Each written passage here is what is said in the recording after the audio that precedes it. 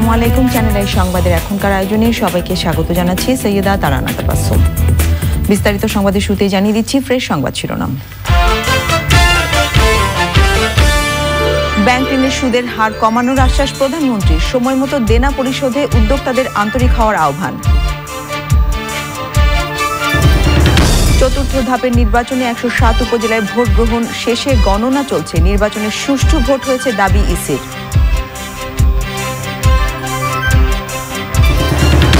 বনানীর FR টাওয়ারের 2 মালিক 7 দিন করে রিমান্ডে, গণশুনানিতে আটকে পড়াদের বিভীষিকাময় অভিজ্ঞতার বর্ণনা।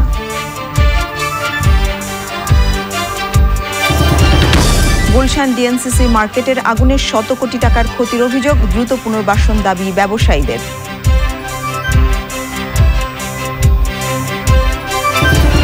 পেট্রোবাংলা ও তিতাসের দুর্নীতি অর্ধেক বন্ধ হলে গ্যাসের দাম বাড়াতে হবে না, মন্তব্য হাইকোর্টের, দুদকের প্রতি অসন্তোষ। এবং শেষ হলো এনডিএফ বিডি জাতীয় বিতর্ক উৎসব, সততা ও নিষ্ঠার সঙ্গে সমাজ গড়ে তুলতে বিশিষ্টজনদের আহ্বান।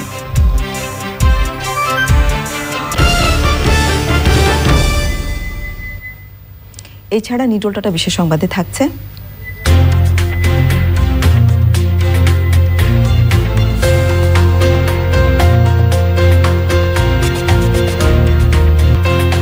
প্যারিসের আইফেল টাওয়ারের 130তম প্রতিষ্ঠাবার্ষিকীর খবর।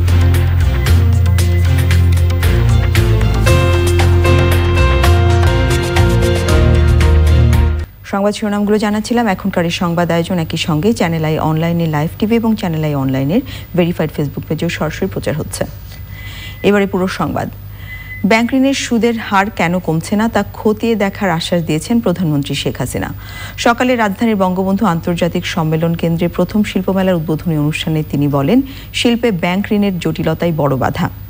শিল্প খাতকে বহুমুখীকরণ করার আহ্বান জানিয়ে শেখ হাসিনা বলেন, সময় মতো ঋণ পরিশোধ করা শিল্প উদ্যোক্তাদের দায়িত্ব। পান্থুর রহমান জানাচ্ছেন বিস্তারিত। শিল্প খাত একটি দেশের অর্থনীতির মূল চালিকা শক্তি। যদিও এদেশের পরিচিতি কৃষি প্রধান হিসেবে, তবুও বৈশ্বিক শিল্পায়নের সঙ্গে পাল্লা দিয়ে সমৃদ্ধ হচ্ছে বাংলাদেশের শিল্প খাত। দেশের মোট উৎপাদনে এরই মধ্যে শিল্প খাতের অবদান এখন 33.66%।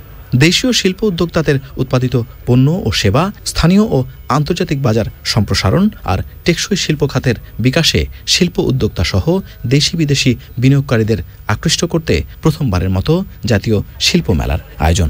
7 দিনের এই মেলার উদ্বোধনী অনুষ্ঠানে প্রধানমন্ত্রী শেখ হাসিনা শিল্প খাতের বিকাশ, সংকট আর সম্ভাবনা নিয়ে কথা বলতে গিয়ে প্রধানমন্ত্রী তুলে ধরেন এ খাতে ব্যাংক ঋণ জটিলতার প্রসঙ্গটিও।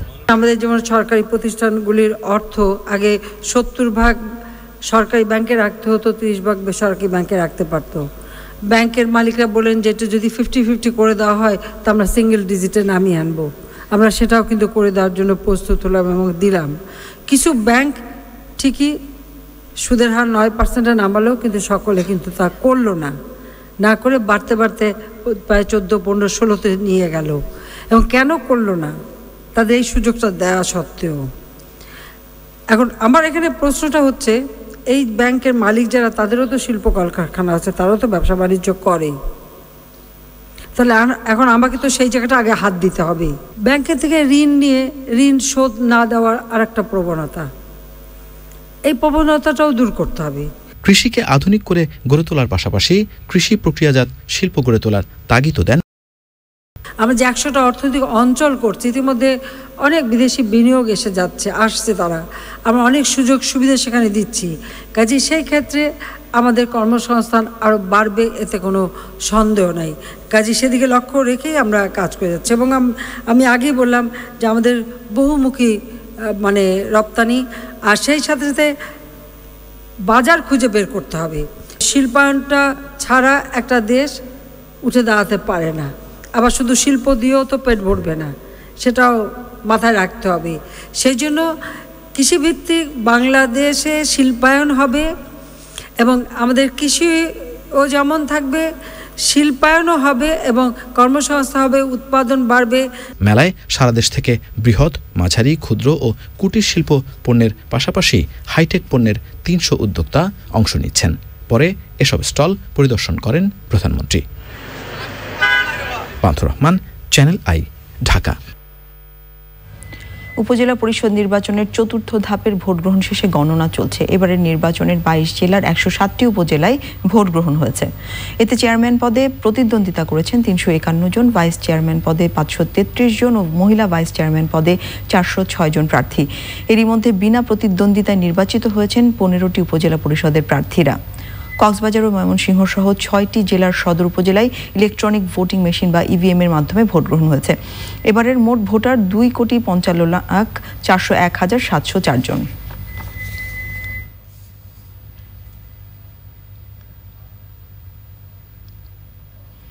চতুর্থ দফা উপজেলা নির্বাচন সন্তোষজনক হয়েছে বলে দাবি করেছে নির্বাচন কমিশন। সংবাদ সম্মেলনে নির্বাচন কমিশন সচিব হেলাল উদ্দিন আহমদ জানিয়েছেন, নির্বাচন নিরপেক্ষ ও সুষ্ঠু হয়েছে। ভোটাররা শান্তিপূর্ণভাবে ভোটাধিকার প্রয়োগ করতে পেরেছেন। তিনি জানান, চতুর্থ ধাপের নির্বাচনে বিভিন্ন অনিয়মের কারণে 12টি কেন্দ্রের ভোট গ্রহণ স্থগিত ও এসব অনিয়মের সাথে জড়িত 7 জন নির্বাচন কর্মকর্তাকে গ্রেফতার করা হয়েছে। তদন্ত সাপেক্ষে স্থগিত কেন্দ্রগুলোতে ভোট গ্রহণের বিষয়ে সিদ্ধান্ত নেওয়া হবে বলেও জানান ইসি সচিব। এই নির্বাচনের শতকরা 40 থেকে 50% ভোট গ্রহণের আশা জানান তিনি।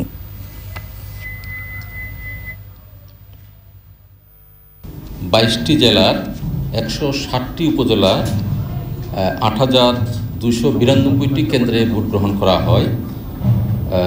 ভোট গ্রহণ সামগ্রিকভাবে কমিশনের নিকট মোটামুটি শান্তিপূর্ণভাবে অনুষ্ঠিত হয়েছে এবং নিরপেক্ষভাবে অনুষ্ঠিত হয়েছে মর্মে তারা সন্তোষ প্রকাশ করেছেন। 5টি উপজেলাতে টোটাল 12টি কেন্দ্রে স্থগিত করা হয়েছে এবং বেশ কিছু ভোট গ্রহণ কর্মকর্তা যারা অনিয়মের সাথে সম্পৃক্ত ছিল, এরকম 7 জন ভোট গ্রহণ কর্মকর্তাদেরকে গ্রেপ্তার করা হয়েছে।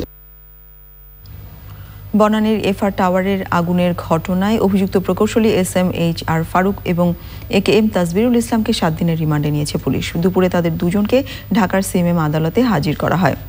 তাদের বিরুদ্ধে অবহেলাজনিত মৃত্যু মামলায় তদন্ত কর্মকর্তা 10 দিনের রিমান্ড আবেদন জানালে আদালত 7 দিন মঞ্জুর করেন।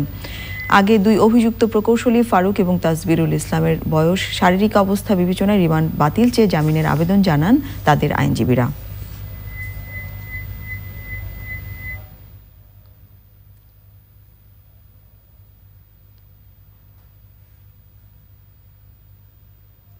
মোহাম্মদ ফারুক উনি একসময় জমির মালিক ছিলেন। যখন এই ভবনের নির্মাণের জন্য ডেভেলপারের সাথে ওনার চুক্তি হয়, সে চুক্তির পরে উনি এই দায়-দায়িত্ব থেকে মুক্ত হয়ে গেছেন এবং ওই ডেভেলপার কোম্পানির উপরে এর দায়ভারটা চলে গেছে। ডেভেলপার কোম্পানি এবং অন্যান্য মালিক যোগ সাজসে অবৈধভাবে লাভবান হওয়ার জন্য তারা ওই বর্ধিত অংশ করেছেন। মাননীয় আদালত আমাদের বক্তব্য শুনেছেন এবং রাষ্ট্রপক্ষ তাদের বক্তব্য দিয়েছে। মামলার অভিযোগের গুরুত্ব বুঝে আসামিদের 7 দিন করে রিমান্ডে নেওয়ার অনুমতি দিয়েছেন। বনানীতে এফআর টাওয়ারে আগুনের ঘটনায় গণশুনানিতে তদন্ত কমিটির কাছে বক্তব্য দিয়েছেন সে সময় আটকে পড়া 24 জন অফিস কর্মকর্তা। এই সময় তারা বর্ণনা করেন সেদিনের বিভীষিকাময় স্মৃতি। ভবনটি ব্যবহারের উপযোগী কিনা সে ব্যাপারে সরেজমিন তদন্ত করেছেন প্রকৌশল বিশেষজ্ঞরা। এনামুল কবির উপমের রিপোর্ট। বনানীর এফআর ভবন নামে পরিচিত ফারুক রূপায়ণ টাওয়ারে আগুনের ঘটনায় 26 জনের মৃত্যুর পর কারণ অনুসন্ধানে গঠিত স্বরাষ্ট্র, পূর্ত ও দুর্যোগ মন্ত্রণালয়ের তদন্ত কমিটির গণশুনানি। আটকে পড়া অফিস কর্মকর্তাদের বক্তব্যে উঠে আসে সেদিনের ভীতিকর ও আতঙ্কের মুহূর্তগুলো। আগুন নিবারণের জন্য এটাকে কাজ করা যায়, ধোঁয়া নিবারণের তো কোনো মেকানিজম আমাদের কাছে ছিল না। 35 জন লোক আমাদের অফিসে আটকে পড়া ছিলাম। আমরা শিডিউল করে দুজন করে বাথরুম দিয়ে ওই পাশের গিলটাকে ভাঙার চেষ্টা করি। লিফট দিয়ে আমরা বেরোতে পারছিলাম না, স্টেয়ারকেসে প্রচণ্ড ধোঁয়া ছিল। এরপর আমরা প্রায় আধা ঘন্টা আটকে ছিলাম। ফায়ার এক্সটিংগুইশারগুলো ছিল, ওগুলা দিয়ে আমরা আমাদের গ্রিলটা ভাঙলাম। গ্যাপটা কম থাকায় আমাদের জন্য গুড লাক হয়েছে। আমরা কেউ মাথা সামনে দিয়ে দিছি অথবা পা দিয়ে দিছি, ওই সাইড থেকে আবার ধরে এই দিক থেকেও ধরা হয়েছে, ওই দিক থেকেও ধরা হয়েছে। 2 সাইড থেকে ধরে আমরা সবাই সেফলি বের হয়ে আসতে পারছি। পরে সাংবাদিকদের মুখোমুখি তদন্ত কমিটির কর্মকর্তারা। এক্সিট দিয়ে বেরোনে তো কোথাও বন্ধ ছিল এবং কেউ ওটা ব্যবহার করেনি। তারাও ধারণা করছে যে শর্ট সার্কিট থেকেই হয়েছে, কারণ সরাসরি প্রত্যক্ষদর্শী কাউকে এখনো পাইনি আমি। আগুনে পোড়া এফআর টাওয়ার ব্যবহার উপযোগী কিনা জানতে সকালে ওই ভবনের ভেতরে ঢুকে পরীক্ষা নিরীক্ষা ও নমুনা সংগ্রহ করেন বিশেষজ্ঞ প্রকৌশলীরা। 5 তলা অফিস ছাড়া ফায়ার ডোর কোথাও ছিল না। বিংলিটার একটু টিল্টিংও আছে, কিছুটা আপাতদৃষ্টি মনে হয়, সেটাও আমাদের শনাক্ত করে 2 দিনের মধ্যে একটা রিপোর্ট দেওয়ার চেষ্টা করব। আজকে বিকেলে আমাদের টেস্ট হবে, অর্থাৎ আমাদের রডগুলোর মধ্যে কিছু হয়তো কার্বনেশন হয়েছে, মানে ক্ষতি হয়েছে। তারপর কলাম বা স্ল্যাবে হয়তো কিছুটা ক্র্যাক থাকতে পারে, যে 18 তলা জায়গায় 22 তলা হয়েছে। এটা একটা ইস্যু, যে কারণে আমরা 150 দিন বেঁধে দিচ্ছি, যে ডিটেল ইঞ্জিনিয়ার অ্যাসেসমেন্ট করে বোথ ফায়ার এবং বিল্ডিং কোডকে কভার করে যা যা করণীয় করে দেন বিল্ডিংটাকে ব্যবহার করার উপযোগী করা যাবে। বিকেলে বিশেষজ্ঞ প্রকৌশলীদের আরেকটি দল ওই এলাকা পরিদর্শন করেন। দুপুরে পুলিশের ব্যবস্থাপনায় এফআর টাওয়ারের কয়েকটি ফ্লোরে বসবাসকারীদের ঢুকতে দেয়া হয়। প্রয়োজনীয় জিনিসপত্র সঙ্গে নিয়ে অন্য জিনিসপত্র গুছিয়ে রেখে বের হয়ে আসেন তারা। Enamul Kabir Rupam, channel I, Dhaka. Banani FR টাওয়ারের অগ্নিকাণ্ডের ঘটনায় জড়িত কাউকেই ছাড় দেওয়া হবে না বলে জানিয়েছেন ডিএমপির অতিরিক্ত কমিশনার আব্দুল বাতেন। গোয়েন্দা পুলিশের মিডিয়া সেন্টারে এক সংবাদ সম্মেলনে তিনি বলেন, বনানীর ভবন নির্মাণে কোনো গাফিলতি ছিল কিনা এবং ভবনটি বিল্ডিং কোড মেনে তৈরি কিনা সবকিছু নিয়ে তদন্ত করবে পুলিশ। তদন্তে যারাই দোষী চিহ্নিত হবেন তাদের সবাইকেই বিচারের আওতায় আনা হবে।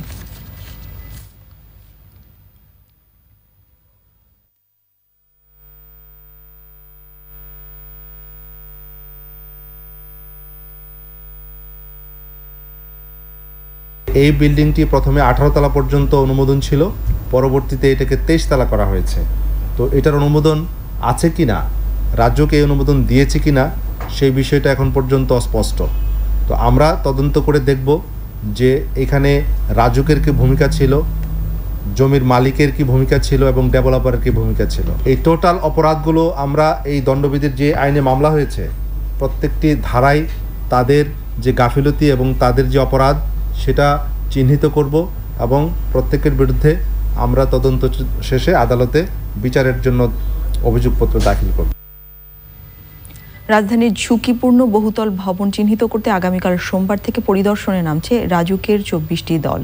গৃহায়ন ও গণপূর্তমন্ত্রী জানিয়েছেন, অনুমোদিত নকশা, অগ্নি নিরাপত্তা ব্যবস্থা, জরুরি নির্গমন পথসহ নিয়ম মেনে ইমারত নির্মাণ করা হয়েছে কিনা তা খতিয়ে দেখে আগামী 15 দিনের মধ্যে প্রতিবেদন দেবে গঠিত তদন্ত কমিটি। রিপোর্ট রোকসানা আমিনের। বনানীর এফআর টাওয়ারে অগ্নিকাণ্ডের ঘটনার প্রেক্ষিতে এবং ঢাকার বিদ্যমান ভবনগুলোর বর্তমান অবস্থা সম্পর্কে গৃহায়ন ও গণপূর্ত মন্ত্রীর সভাপতিত্বে করণীয় সংক্রান্ত দিক নির্দেশনামূলক সভা রাজধানী উন্নয়ন কর্তৃপক্ষ রাজুকের। এরই মধ্যে বনানীর এফআর টাওয়ারে অগ্নিকাণ্ডের ঘটনায় গঠিত হয়ে কাজ শুরু করেছে একাধিক তদন্ত কমিটি। অনুমোদনহীন কোনো ভবন ঢাকা শহরে থাকবে না বলে প্রায় 1.5 ঘন্টা সভা শেষে গণমাধ্যমকে জানিয়েছেন গৃহায়ন ও গণপূর্ত মন্ত্রী। ইনকোয়ারি প্রসেস রাজুক থেকে আলাদাভাবে শুরু হবে আগামীকাল। 24টি টিম ঢাকার প্রাথমিক পর্যায়ে বহুতল ভবনগুলিকে চিহ্নিত করবে। এই কোন বহুতল ভবনের নির্মাণ নিয়ম মানা হয়নি, বিল্ডিংয়ের প্ল্যানটি যে সময় ডেভিয়েশন হয়েছে সেই সময় কারা দায়িত্বে ছিলেন সেটাকেও তারা খতিয়ে দেখবেন। আমরা সর্বোচ্চ সময় রাখছি 15 দিন। আশা করি 15 দিনের পূর্বেই বহুতল ভবনের রিপোর্ট আমরা পেয়ে যাব। এদিকে রাজধানীর কারওয়ান বাজার এলাকার হাতিরঝিল অংশে পোশাক রপ্তানিকারকদের প্রতিষ্ঠান বিজিএমএ ভবন ভাঙতে আগামী 12 এপ্রিল পর্যন্ত সময় দিয়েছেন আদালত। সে বিষয়েও কি পদক্ষেপ সেটি জানতে চাওয়া হয়েছিল মন্ত্রীর কাছে। যদি আদালতে নির্ধারিত সময়ের ভিতরে তারা তাদের ইমারত অপসারণ না করেন আমরা স্টেপসে যাব। আদালতের সময় তারা না পেলে আমাদের পরিপূর্ণ প্রস্তুতি আছে বিল্ডিং ভেঙে ফেলার জন্য। মন্ত্রী জানিয়েছেন, ঢাকা শহরের অনুমোদনহীন ভবন নির্মাণে তৎকালীন রাজুক সহ যারা যারা জড়িত ছিলেন তাদের বিরুদ্ধে আইনানুগ ব্যবস্থা সহ তদন্ত প্রতিবেদন বিজ্ঞপ্তি আকারে জাতীয় দৈনিকে প্রকাশ করা হবে। রোকসানা আমিন, চ্যানেল আই, ঢাকা। রাজধানীর গুলশানের ডিএনসিসি মার্কেটে আগুনে কমপক্ষে 100 কোটি টাকার সম্পদ বিনষ্ট হয়েছে বলে দাবি করেছেন ব্যবসায়ীরা। যত দ্রুত সম্ভব পুনর্বাসনের দাবি জানিয়েছেন তারা। ক্ষতিগ্রস্ত ব্যবসায়ী ও কর্মচারীদের সহায়তা করছে দুর্যোগ ও ত্রাণ মন্ত্রণালয়। শ্রমিক আমাদের রিপোর্ট। পুড়ে যাওয়া ডিএনসিসি মার্কেটের 66 নম্বর দোকান মেসার্স জামাল এন্টারপ্রাইজ। চাকরি সঞ্চয় থেকে ধীরে ধীরে নিজের ব্যবসা প্রতিষ্ঠান গড়ে তুলেছিলেন কুমিল্লার জামাল হোসেন। 2 সন্তান, স্ত্রী, বাবা মা নিয়ে সুখের সংসার ছিল তার। শনিবারের আগুনে পুড়ে গেছে তার স্বপ্ন। আত্মীয়স্বজনদের টাকা পয়সা নিয়ে তারপরে ব্যবসা বাণিজ্য খারাপ করাইছি, খারাপ করে মনে ভালো করছিলাম, কিন্তু কখনো ভাবি নাই যে এই অবস্থা। পুড়ে যাওয়া ধ্বংসস্তূপে যা কিছু অবশিষ্ট সেগুলো বিক্রি করছেন দোকানিরা। নাই বললে চলে, একটু সামান্য একটু পেয়েছি, যেগুলো চাপা পড়েছিল বালুর তলে, ইটের তলে, এগুলোই পেয়েছি। যা বিক্রি করতেছি এটা দিয়ে কোনো রকম চলতে হইব, যা পারি বিক্রি করে এটা দিয়ে আমাদের দিন চলে। এখন মালিকও কিছু করতে পারবে না, যার কাছে দোকান ভাড়া নিচ্ছে সেও কিছু করতে পারবে না। এখন বাকি ক্ষতিপূরণ যদি সরকার দিতে কিছু দেয়। পুরনো ভবন রেখে নতুন বহুতল ভবনে আপত্তি নেই ব্যবসায়ীদের, তবে অস্থায়ীভাবে দ্রুত দোকান করে দেওয়ার দাবি তাদের। মিনিমাম বর্তমানে যেভাবে আমরা বসছি 211 জনের মিনিমাম 100 কোটি টাকার মতো আমাদের ক্ষয়ক্ষতি। আমাদের যত দ্রুত যেভাবে দিবেন, আপনারা স্থায়ী দেন অস্থায়ী দেন, দুটা ডাল ভাত খেতে পারি, আমাদের ব্যবসা করার সুযোগটা করে দেন। 211টি দোকানে ক্ষয়ক্ষতির পরিমাণ নির্ধারণে ক্ষতিগ্রস্ত ব্যবসায়ীদের তালিকা করছে দুর্যোগ ব্যবস্থাপনা ও ত্রাণ মন্ত্রণালয়। গরিব কর্মচারী তাদেরকে আজকে 100 জনকে 30 কেজি করে চাল প্রদান করা হবে। ব্যবসায়ী ছিল তাদেরকে 10,000 করে টাকা প্রদান করা হবে। ব্যবসায়ীরা নিজ উদ্যোগে মালামাল সরিয়ে নিলেও সিটি কর্পোরেশনের পক্ষ থেকে পরিচ্ছন্নতা অভিযান শুরু হয়নি। Soumik Ahmed, channel I, Dhaka. পেট্রোবাংলা ও তিতাসের 50% দুর্নীতি বন্ধ হলে গ্যাসের দাম বাড়ানোর প্রয়োজন হবে না বলে মন্তব্য করেছেন হাইকোর্ট। একই সাথে বেশি দামে গ্যাস আমদানির বিষয়ে বিইআরসিকে তদন্ত করে জানাতে বলেছেন আদালত। দুদকের বিষয়ে অসন্তোষ প্রকাশ করে হাইকোর্ট বলেন, দায়িত্ব পালন করতে না পারলে পদত্যাগ করুন। মাজহার হক মান্নার রিপোর্ট। গ্যাসের দাম বাড়ানোর প্রস্তাব নিয়ে করা গণশুনানি বন্ধের নির্দেশনা চেয়ে করা রিট আবেদনের শুনানি হাইকোর্টে। আবেদনকারীর পক্ষে বলা হয় এই মুহূর্তে শুনানির প্রয়োজন নেই। এ সময় পেট্রোবাংলা ও এনার্জি রেগুলেটরি কমিশন নিজেদের পক্ষে সাফাই দিলেও আদালত প্রতিষ্ঠানের দুর্নীতি এবং বেশি দামে গ্যাস কেনা নিয়ে অসন্তোষ প্রকাশ করেন। $10 কেন ফিক্স হলো, এখানে কোনো দুর্নীতি আছে কিনা, তো সেটা বার দেখবে। তো কোর্ট ওইটা নিয়ে প্রশ্ন করেছেন যে এখানে কোনো দুর্নীতি আছে কিনা, বিকজ আমাদের পাশের কান্ট্রিতে আরও কম। ওনারা যে দুর্নীতি নিয়ে কথা বলেছেন, এর আগে দুর্নীতি দমন কমিশন তিতাসের এমডিকে নোটিশ দিয়েছিলেন, আরও কর্মকর্তাদের নোটিশ দিয়েছিলেন, তারা সবাই সেটা জবাব দিয়েছে। দুর্নীতির বিরুদ্ধে ব্যবস্থা নেওয়ার ক্ষমতা বা এখতিয়ার বাংলাদেশ এনার্জি রেগুলেটরি কমিশনের নেই। আবেদনকারী হাইকোর্টের নির্দেশ ও মন্তব্য সম্পর্কে জানান। আদালতও কিন্তু এই প্রতিক্রিয়ায় ব্যক্ত করেছেন যে অন্তত দুর্নীতি যদি 50% হলেও কমানো যেত, তাহলে আজকে গ্যাসের দাম বৃদ্ধি করা কিংবা সরকারকে যে ভর্তুকি দিতে হচ্ছে আজকে, সেই ভর্তুকি দেওয়ার কিন্তু ঘটনাগুলো ঘটতো না। দুদকের যারা এই কাজ করতে ব্যর্থ হচ্ছেন তারা পদত্যাগ করেন না কেন? তারা তাহলে তাদের রেসপন্সিবিলিটি যেটা আছে, তাদের যেটা ডিউটি আছে, সেটা তাহলে তারা পালন করতে পারছেন না। দুদককে অন্তর্ভুক্ত করতে বলায় সন্তোষ প্রকাশ করেন ক্যাবের জ্বালানি উপদেষ্টা। আদালতের এই অবজারভেশনে আমরা অন্তত সে আতঙ্ক থেকে মুক্ত হলাম এবং আমরা আশাবাদী হলাম যে এ জাতি অন্তত গ্যাস খাত এবং জ্বালানি খাত দুর্নীতিমুক্ত হবে। তবে গণশুনানিটি আইন অনুযায়ী নিষ্পত্তির নির্দেশ দিয়ে মামলাটি নথিভুক্ত করেন high court bench. Mazhar Haque Manna, channel I, Dhaka. বঙ্গবন্ধুর জন্মশতবর্ষের আগে বিদেশে থাকা পলাতক খুনিদের দেশে ফিরিয়ে আনা হবে বলে আশাবাদ জানিয়েছেন পররাষ্ট্রমন্ত্রী ডক্টর AK আব্দুল মোমেন। আওয়ামী লীগের ত্রাণ ও সমাজ কল্যাণ কেন্দ্রীয় উপকমিটি আয়োজিত অনুষ্ঠানে তিনি বলেন, বঙ্গবন্ধুর খুনিসহ বিদেশে পলাতক সব আসামিদের ফিরিয়ে এনে শাস্তি নিশ্চিত করার লক্ষ্যে কাজ চলছে। এরই মধ্যে কানাডায় পলাতক নূর চৌধুরীকে ফেরানোর বিষয়ে অগ্রগতি হয়েছে। আসন্ন যুক্তরাষ্ট্র সফরে এই বিষয়ে গুরুত্ব দেওয়া হবে। অনুষ্ঠানে ঢাকা বিশ্ববিদ্যালয়ে আইন বিভাগের শিক্ষার্থীদের শিক্ষাবৃত্তি দেওয়া হয়।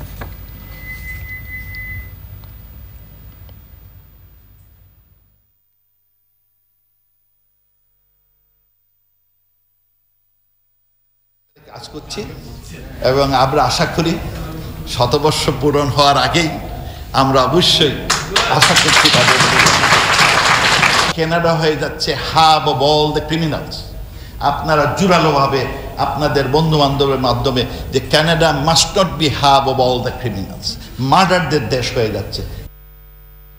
সারা দেশের অসংখ্য শিক্ষার্থীদের মুখরিত অংশগ্রহণের মধ্য দিয়ে শেষ হলো 2 দিনব্যাপী 12তম NDFBD জাতীয় বিতর্ক উৎসব। সমাপনী দিনে বিজয়ী শিক্ষার্থীদের হাতে পুরস্কার তুলে দিয়ে তরুণ প্রজন্মকে যুক্তির আলোয় সৎ ও নিষ্ঠার সাথে আগামীর সমাজ গড়ে তোলার আহ্বান জানান বিশিষ্টজনেরা। লায়লা নরসিনের রিপোর্ট।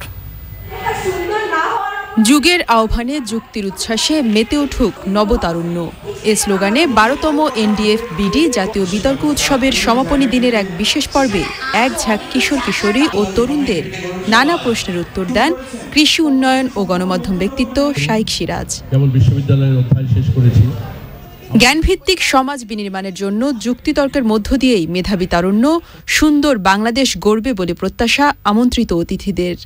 বিশ্ববিদ্যালয়ের শিক্ষা দান এবং শিক্ষা মুখ্য নয়, এটি গৌণ। মুখ্য হচ্ছে পড়ে কোনো কিছু নতুন উদ্ভাবন করাটাই হচ্ছে মুখ্য।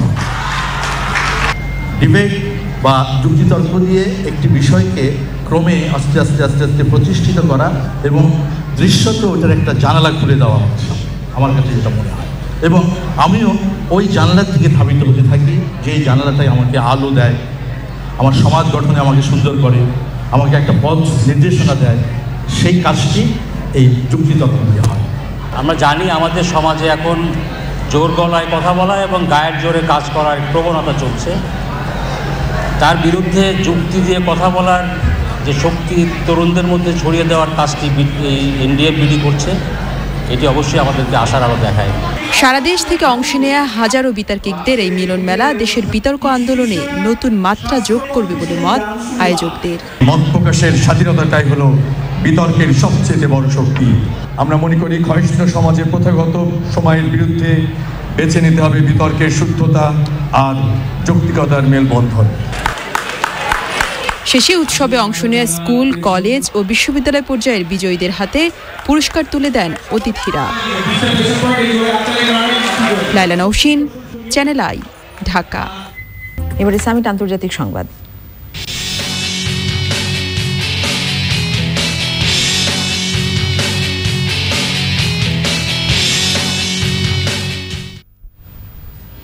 মাদ্রিদের নর্থ কোরিয়ার দূতাবাসে ফ্রি জোসিয়ন গ্রুপের অভিযানকে গুরুতর সন্ত্রাসী আক্রমণ বলে অভিযোগ করেছে পিয়ংইয়ং। মাদ্রিদ ঘটনায় এফবিআর জড়িত থাকার বিষয়ে তদন্তের দাবি জানিয়েছে তারা। নর্থ কোরীয় নেতা কিম জং উনকে উৎখাতের চেষ্টায় জড়িত চিওলিমা সিভিল ডিফেন্স সিডিসি এই অভিযানে জড়িত বলে বুধবার দায় স্বীকার করেছে। পরে নর্থ কোরীয় দূতাবাস থেকে নেয়া কম্পিউটার সহ অন্যান্য প্রমাণাদি এফবিআইয়ের কাছে হস্তান্তর করেছে বলেও দাবি করেছে গ্রুপটি। এই ঘটনায় সন্দেহভাজন 2 জনের বিরুদ্ধে আন্তর্জাতিক গ্রেফতারি পরোয়ানা জারি করা হয়েছে।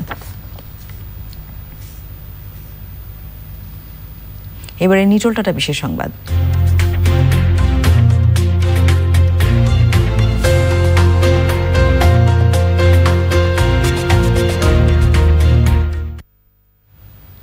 ফরাসি বিপ্লবের শতবর্ষ উদযাপন উপলক্ষে 1889 সালের 31 মার্চ উদ্বোধন করা হয় আইফেল টাওয়ার। মেয়াদকাল ধরা হয়েছিল 20 বছর।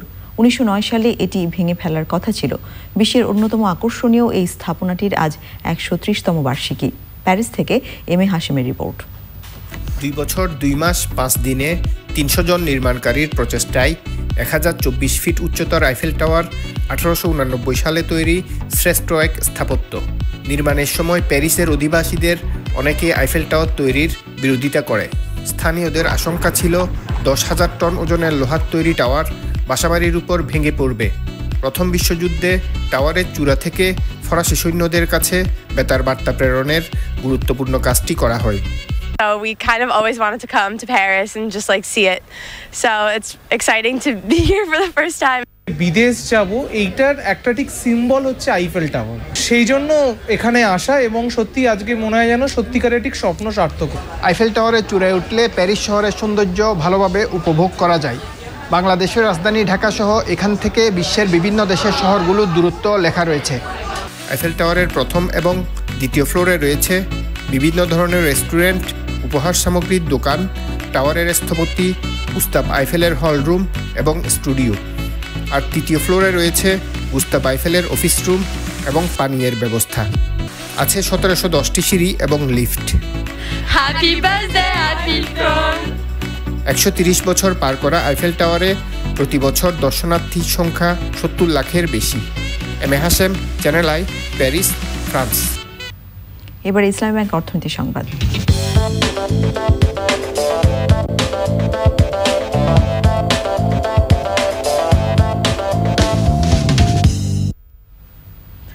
রাশিয়ার কেন্দ্রীয় ব্যাংকের স্বর্ণ ক্রয় উল্লেখযোগ্য হারে বেড়েছে। ডলারের উপর রাশিয়ার নির্ভরতা ভাঙতে স্বর্ণ মজুদের দিকে ঝুঁকছেন রাশিয়ার প্রেসিডেন্ট ভ্লাদিমির পুতিন। ভূ রাজনৈতিক সংকট এবং কঠোরতর মার্কিন অবরোধ আরোপের আশঙ্কা তৈরি হওয়ার পরিপ্রেক্ষিতে নিজেদের নিরাপদ রাখতে স্বর্ণের মজুদ বাড়াচ্ছে দেশটি। গত 1 দশকে রাশিয়া নিজেদের স্বর্ণ মজুদ 4 গুণ বাড়িয়েছে, যার মধ্যে 2018 সালে এর পরিমাণ ছিল সবচেয়ে বেশি। চলতি বছরও একই গতি বজায় রেখেছে দেশটি। রাশিয়ার কেন্দ্রীয় ব্যাংকের তথ্য অনুযায়ী চলতি বছরের ফেব্রুয়ারিতে স্বর্ণ মজুদ বেড়েছে 10 লাখ আউন্স, যা গত বছরের নভেম্বরের পর সর্বোচ্চ।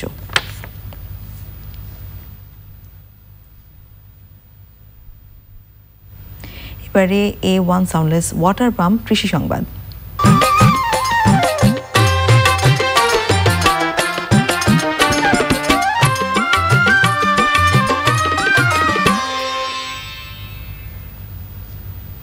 গাইবান্ধায় চলতি মৌসুমে ভুট্টার আবাদ বেড়েছে। খরচ কম ও সেচের পরিমাণ কম লাগায় কৃষক ভুট্টা আবাদে বেশি আগ্রহী হয়েছেন।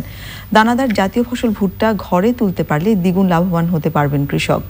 গাইবান্ধা থেকে ফারুক হোসেনের পাঠানো তথ্য ও ভিডিও চিত্রে সুদীপ্তা মাহমুদের রিপোর্ট। জেলার বিভিন্ন উপজেলায় উচ্চ ফলনশীল ভুট্টা আবাদে আগ্রহী হয়েছেন কৃষক। তিস্তা, ব্রহ্মপুত্র, ঘাঘট ও করতোয়ার ধুধু বালুর বুকে সারি সারি ভুট্টার ক্ষেত চরাঞ্চলের চিরাচরিত দৃশ্য বদলে দিয়েছে। এছাড়া গোবিন্দগঞ্জ উপজেলার বরেন্দ্র অঞ্চল খ্যাত কাটাবাড়ি সহ সমতল ভূমির কৃষক এবছর বোরো ধানের পরিবর্তে ভুট্টা আবাদ করেছেন। এরই মধ্যে ভুট্টায় থোড় আসা শুরু হয়েছে। করতোয়া নদীর যে পাশে বালু ধরনের অন্য ফসল হতে চায় না, কিন্তু এই ভুট্টাটা আমাদের প্রচুর পরিমাণ ফলন হয়। কাতি মাসে গাড়ি, চৈত বৈশাখ মাসে ভুট্টাটা বন্যার আগে আগে আসে। বিঘায় 10 থেকে 12 হাজার টাকা খরচ করে 30-35 মন ফলন পাবেন কৃষক। গত বছর বাজারে প্রতিমন ভুট্টা 500 থেকে 600 টাকায় বিক্রি হয়েছে। ধানের একটু খরচ বেশি হয়, ফসলে কম আসে, আর ভুট্টা বিঘাকে 40 মন 50 মন আসে।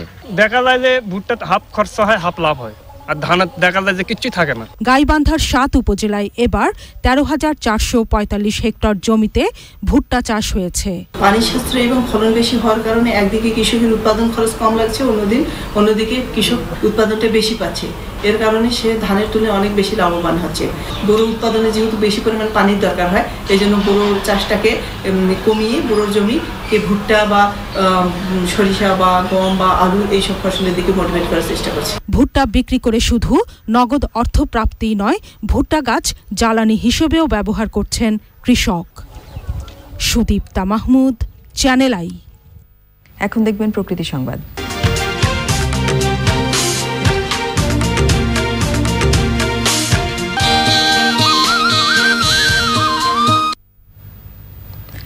বিদেশি ফুল টেবে বুইয়ায় রঙিন হয়ে উঠেছে জাতীয় উদ্ভিদ উদ্যান। সব পাতা পড়ে বিশাল বৃক্ষের পুরোটা জুড়ে এখন শুধুই ফুল। শুধু টেবে বুইয়া নয়, পুরো উদ্যান জুড়ে ফুটে আছে নানা প্রজাতির রং বেরঙের ফুল। আলাল আহমেদের ভিডিও চিত্রে জাহিদুজ্জামানের রিপোর্ট। বিশাল এই বাগান জুড়েই রঙের খেলা, প্রকৃতি যেন গোলাপি রং ছিটিয়ে রেখেছে। সেন্ট্রাল আমেরিকার টেবেবুইয়া ফুলের রং ছড়িয়ে পড়েছে রাজধানীর মিরপুরে জাতীয় উদ্ভিদ উদ্যানে। মুগ্ধ হয়ে দেখছেন দর্শনার্থী গবেষকরা। নীল আকাশের ওপর যেন গোলাপি রঙের ফুলের তোড়া। 5 প্রজাতির মধ্যে টেবেবুইয়ার 4টি প্রজাতি আছে এই উদ্যানে। এবার প্রায় 100টি গাছে একযোগে ফুল এসেছে। ফুল আসার আগেই সব পাতা ছেড়ে দেয় টেবেবুইয়া। বসন্তে পুরো গাছ জুড়েই থরে থরে সাজানো থাকে ফুলের তোড়া। আমাদের কিছু কিছু গাছ আছে, যেমন পলাশ, শিমুল আমরা দেখি, কৃষ্ণচূড়া এগুলো দেখি, কিন্তু টেবুবিয়া কিন্তু তার পুরো ক্যানোপি জুড়ে যে এইভাবে ফুলগুলো আছে এটা কিন্তু বিরল, কারণ এটা কিন্তু ছোটো গাছ না, অনেক বড় গাছ। এবং আগাগোড়া গাছটা জুড়ে যে ফুলগুলা দেখতে দূর থেকে মনে হয় যেন একটা অন্য রকমের একটা অনুভূতি জাগে। এটা আমার মনে হয় এখানে যে পরিমাণ ফুল আসছে, এখান থেকে যদি বীজ সংগ্রহ করা যায় পরবর্তী চারা উত্তোলনের মাধ্যমে, এটা আমরা বিভিন্ন একাডেমিক ইনস্টিটিউট, রাস্তার মাঝখানে ডিভাইডার অথবা যেখানে অর্নামেন্টাল অফিসের আশেপাশে লাগানো যেতে পারে। বাংলাদেশের পরিবেশ প্রকৃতির সঙ্গে খাপ খাইয়ে নিয়েছে বিদেশি এই ফুল। প্রচুর পরিমাণে ফুলের কারণে পাখি আসছে, প্রজাপতি আসছে,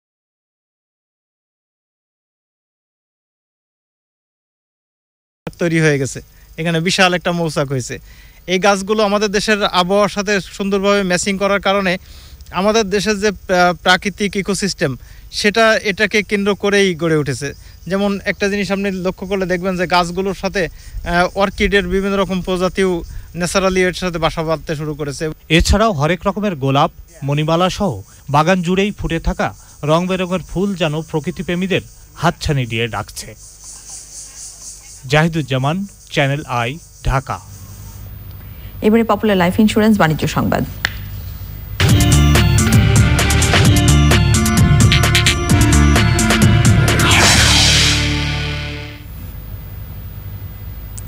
চীন এবং যুক্তরাষ্ট্রের মধ্যে বাণিজ্য আলোচনা চূড়ান্ত পর্যায়ে পৌঁছেছে। চায়না রেডিও ইন্টারন্যাশনালের ওয়েবসাইটে জানানো হয়েছে, এতে অভিন্ন বিষয়ের ক্ষেত্রগুলো নিয়ে বিস্তৃত আলোচনা হবে। শুক্রবার বেইজিংয়ে দুদেশের সর্বশেষ আলোচনায় অগ্রগতি হয়েছে। যুক্তরাষ্ট্রের অর্থমন্ত্রী স্টিভেন মুচিন এবং বাণিজ্য প্রতিনিধি রবার্ট লিথিজার আলোচনাকে গঠনমূলক বলেছেন।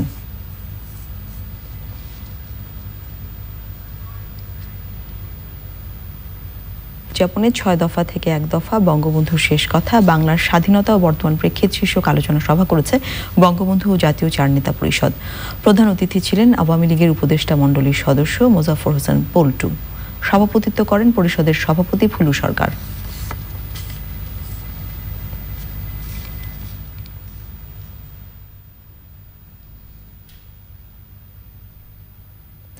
পপুলার লাইফ ইন্স্যুরেন্স কোম্পানি লিমিটেডের সহযোগিতায় বাংলাদেশ ইন্স্যুরেন্স ফোরামের উদ্যোগে স্বাধীনতা ও জাতীয় দিবস উদযাপনে আলোচনা সভা হয়েছে।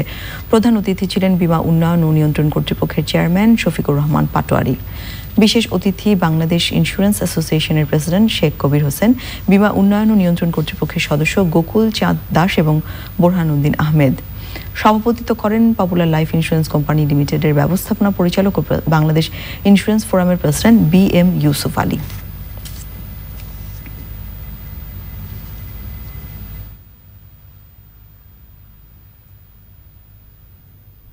এবারে খেলার খবর।